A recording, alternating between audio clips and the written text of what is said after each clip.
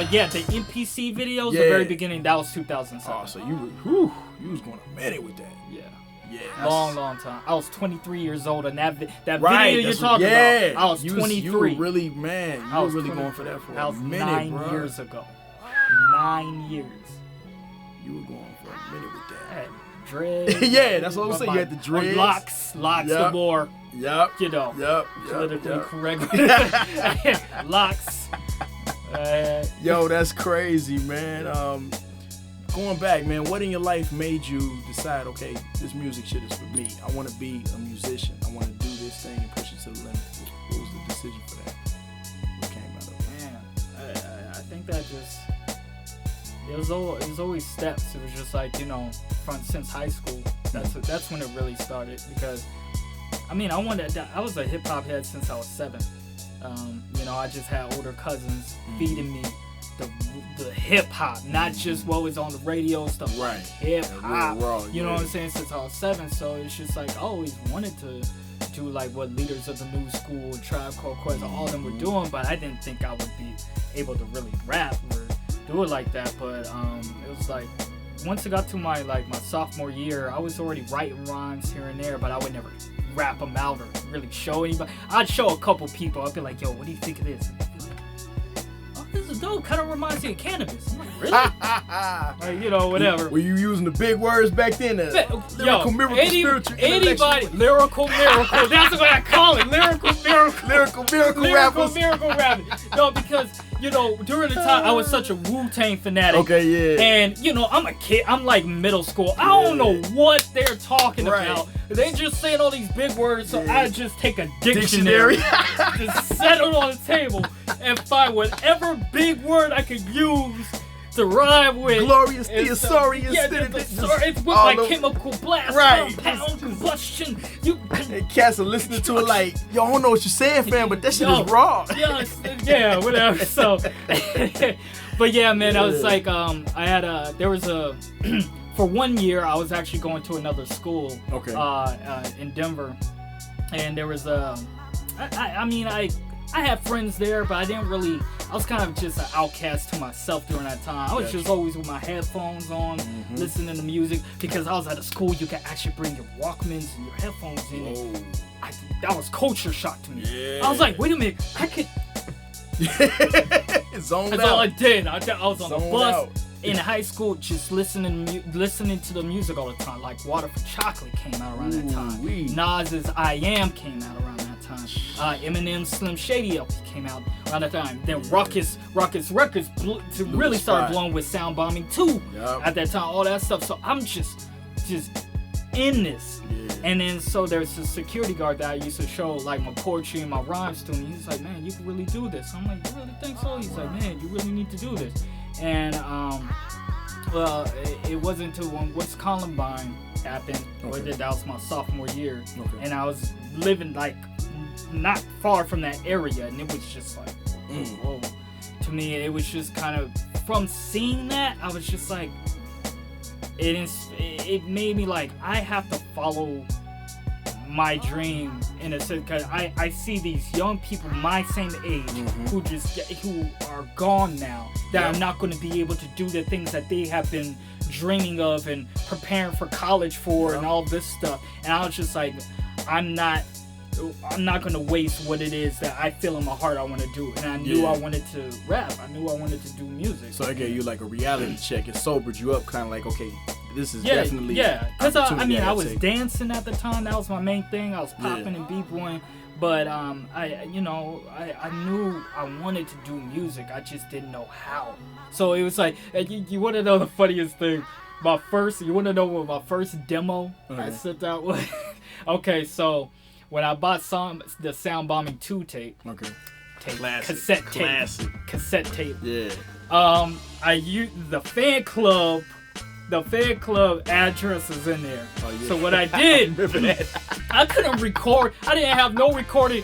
I literally took my typed up lyrics, wrote a cover letter, like, yo, I'd love to be signed to this label. I really think, yo, man, if you check me out. I printed out like 4 sheets of verses. What? And mailed out the letter to Ruckus Records fan club. Wow. And I was checking my mailbox every day for that whole year. Like, maybe they'll check it out. I was so naive. So that just goes to show how much I wanted. Yeah, you had them big dreams. I since the beginning. I wrote that was my first demo submission. Yeah, that's like, yo, I'm gonna do it. I don't care how I gotta. Yo, read this. Right, read this. Imagine my voice. Guerrilla tactics, like, yo, I'll pin this out for y'all. So ever since then, crazy, man.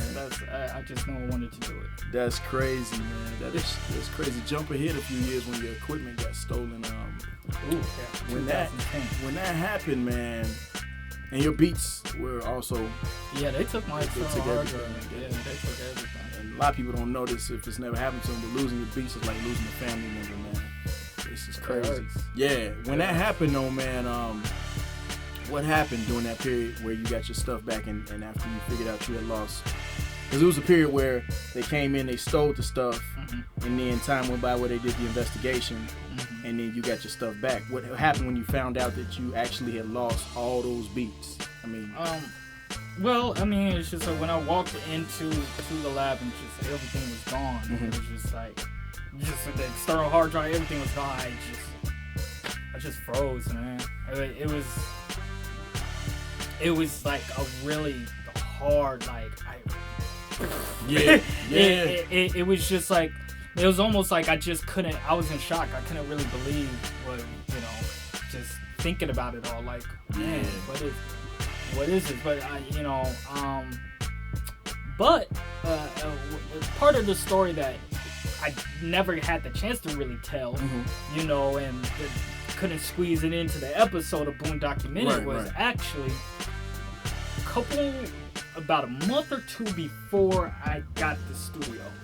I was trying to upgrade my external hard drive. Okay. I was trying to be able to have more space on it. Right. And so me and my boy Mike Jones, we were just like, he was like, yeah, man, all we got to do is get this one piece and then we can whatever. So we were trying to upgrade my external hard drive a couple months before.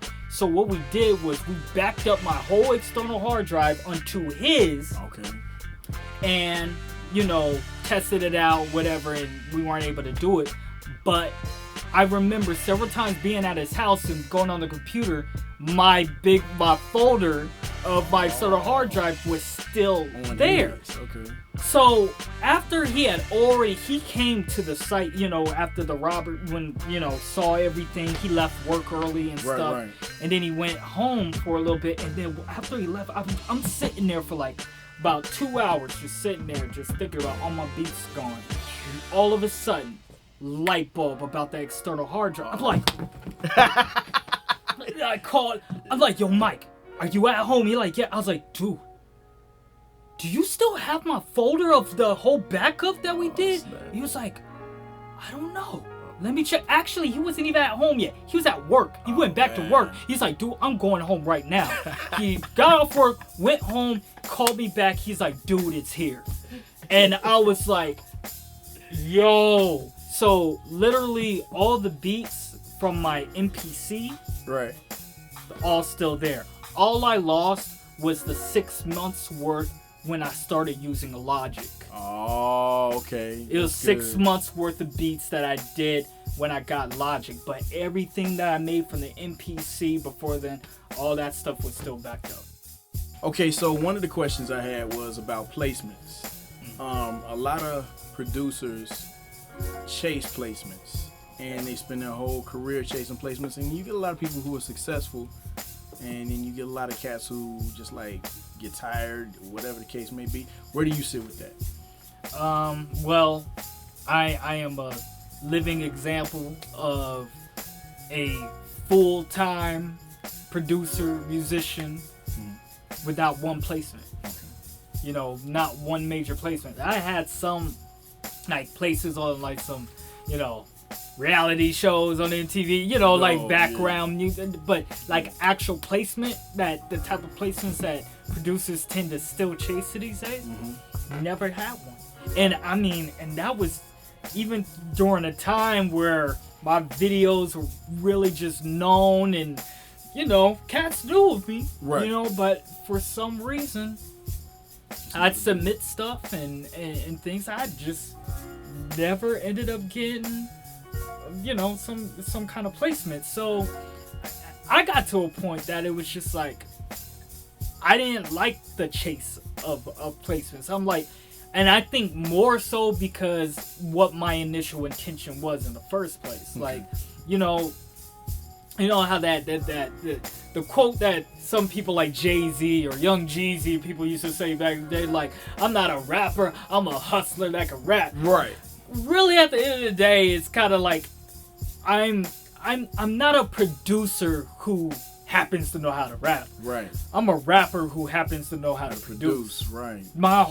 It was out of necessity to produce for me. I'm my placement there that I was trying to do. So when I started making beats, producing, I never had this idea like, man, I hope I can start making beats for Jay-Z and such, blah, blah, blah. That never was my intention. Okay. But since I had taken a break from rapping to just fully focus on becoming the best producer I could, you know what I'm saying? When I went ahead and did that, I got into that all of a sudden, like, man, I want to try to get a placement. I hope I can, whatever. And I was trying to. Right. But it just wasn't happening. Okay. And I was just like, well, this just isn't for me. Like, it's not, I didn't get like bitter about not ever having a placement, because I remember like, wait a minute, that really wasn't ever my intention. Right. You know what I'm saying? So, but there, for people out there that was their intention, it's just, when you look at it this day and age now, it's just, you don't have to have a placement in order to be successful anymore. Legitimize, man. People can hear your sound, and that's enough. The beat culture has changed. Yeah. After what the likes of what Jay Dilla had done. You look at the Flying Lotuses and different producers out there. They can put out instrumentals, just beats and do live shows and live sets and different things, and people are enjoying that. People are enjoying instrumentals more and more now. Just like how you used to, well, you can look at Black Kool-Aid. Black Kool-Aid to me was kind of like the inspiration of like the old Bob James records I would get. That's why the cover looks like that. Right. The Black Kool-Aid. It's like, I want it to look like a Bob James record. Like how you have just like a coin or a hot dog or some kind of random thing. And just the music was just so fly, and it was all instrumental. Right. More and more people are enjoying instrumental music again and stuff.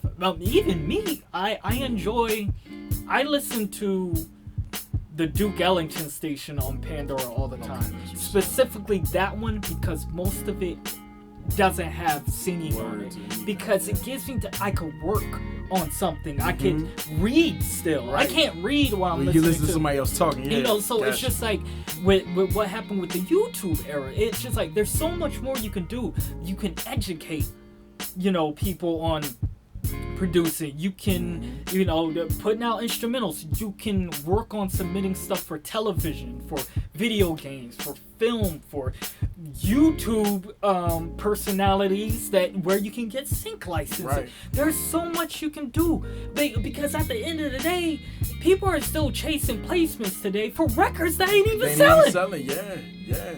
Just to say they have it under their belt, man. Exactly. And even if it does sell, it usually is only selling for that year. Like after that, it hits like a plateau, and you're not really getting money off that like that anymore. It's not like, so that's why it's just like, I think people still are having struggles, because you got these producers that are dope that want to chase placements, but they're sitting there like, yeah, for this beat, $1,500 or $2,500 for this beat, and it's like, you really can't. These cats ain't making, getting paid $500,000, $20,000, $30,000 for a beat anymore, unless you have a full out song, everything laid out, not just a dope beat. Because you can just find dope beats all over the place. You got just budding 17, 18-year-olds fresh out of high school that are making hot, beats that ain't what they're like. What, $50? Right. They can give it. You know, like that just to keep people off. So that's what it was for me. Gotcha. I had to provide a service of selling beats online for low prices to keep myself doing what I love doing full time. Gotcha. So I had to make that sacrifice. I was just like, you know what? Well, I ain't getting these big rappers paying $5,000 for my beats, but I got these cats willing to pay $200 for my beat and stuff, and that kept food on my table, and that kept me being able to invest in equipment and be able to hone my craft the way it was, because people look at my career sometimes and think that, oh, Boonie just dope, just got dope. It's like you're seeing these 10-minute videos of a beat that I made in a 10-minute video that's all cut, that took me 5-6 hours to make the day before. Right. I'm just re-demonstrating it. Right. You know what I'm saying? So it just looks easy. But what I always say, the people that make, the easier somebody makes something look, the harder they've been practicing. Yep. You know, and I didn't just learn the bass. I didn't just pick up the bass, and I was playing the bass like a full-time job. I was sitting there working on just my pinky and my ring finger for 2 hours, not even playing a song, just so I could get it stronger and faster. So it's just like that practice that I know I'm branching off a little bit, but just going back to the placements, it's just like, it's such a old, like, it's like a dated way of going about things and thinking. It's almost still thinking that you have to get signed to a major label in order to make. It's just like, man, there's so much you can do now. Yeah, in this day and age, it's not even necessary. There's people, you look at cats like, and you know, there's people that were ahead. There's people like me, what I was doing. You look at what Ill Mind's doing. Right. You look at what Frank Dukes is doing. Right. You know what I'm saying? I was right side by side with Frank Dukes at the Red Bull Big Tunes and everything. He making them banging beats. He got some placements and all that stuff, but he ain't out there just still trying to chase placements. Right. Yeah, he got some G-Unit placements. He got some different things, but that probably ain't paying all his bills today. 5, 6, 7 years later, he's doing these sample packs, all these things, and everything. When I spoke to him years ago, like 2011, he was just like, yo, man, I see what you're doing with your live instrumentation. That's dope, man. I'm working on some writing, man. I'm doing writing. I was like, what do you mean by writing? Like you writing? And then he sent me examples of some of the stuff, and I'm hearing these live bands playing this stuff. And so that's how producers used to produce back in the day. They gathered the dopest instrument players and come up with the ideas and stuff, because he has the ear for it from all the sampling he was doing. And I remember Dre speaking on that, man. They was asking him, where does he want to go past just producing albums? He's like, I want to orchestrate shit. I don't want to just sit back on the MPC all day and keyboard it up. I want to go ahead and have other cats do that. At the end of the day, if your only focus is still just trying to get placements, and you are still, you're behind. You're behind. And it's like, and you know, it's okay. You can catch up, but at least acknowledging, like, you know what? Maybe I've been still just trying to beat the same old type of tired method of being successful as a producer. There's so many other avenues now, and if you're not taking advantage of them, other people are, and you're missing out. You're missing out. You just gotta look at what other people, everyone's doing, and see what they're not doing, and do what you can bring to the table to something else. Right. You know what I'm saying? You know something else too, man. It's tripped out. A lot of cats don't look at this, but a lot of the guys that are great, they went ahead and built their career, their reputation, their name, and people came to them instead of them chasing them down. Exactly. You know what I mean? Like Timberlake, that's why Timberlake can get 30 G's, 40 G's for a beat, because they chase it. They build, you know, you build a reputation, a sound, and whatever. People are going to come to you. They're going to come to you. But if you're busy out there chasing all these rappers, and these rappers, most of them don't want to pay you. Right. They don't want to pay you. They got a homie that produces and gives them discounts and freebies. And you're trying to get placement. You're trying to get placements on already established artists that already have producers. Right. It's like if you're still trying to get on the next Jay-Z record, yo, Jay-Z's got Pharrell over here, Timbaland over here, Kanye over there, Just Blaze over here. Like, you know what I'm saying? You got a tough direction to squeeze into to try to get into that lane, and most of the time people are trying to make beats that already sound like the people that he has. You already got Pharrell. Oh man, yo, I got this beat. You pass it to him. Yo, Jay-Z, you would kill this, and it sound like a dope Diet Just Blaze beat. Right. And it's just like, dude, I could call Just Blaze right now. I still got Just Blaze beats I ain't used yet. Right. You know what I'm saying? Like, yeah, man. It's just that's my feeling about placements. It's just like, there's nothing wrong with not at getting all. placements, but it's just like, be on the lookout for other things. And if it's not happening for you, it's maybe there's something else. And that's why I looked at for me. I'm like, I'm not a placement producer. I'm not.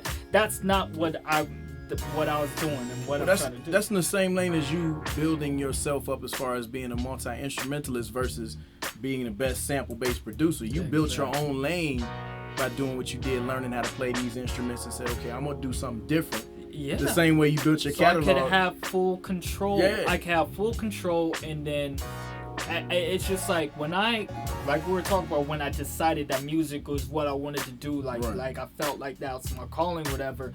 I knew that this ain't something I want to retire from. Right.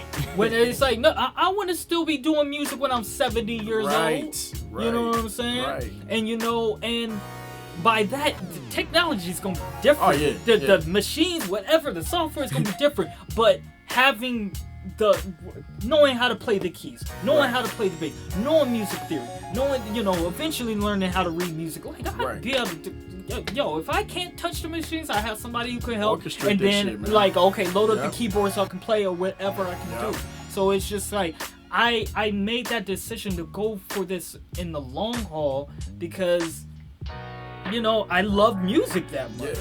Yeah. It's hip hop is that's where I come from. Right.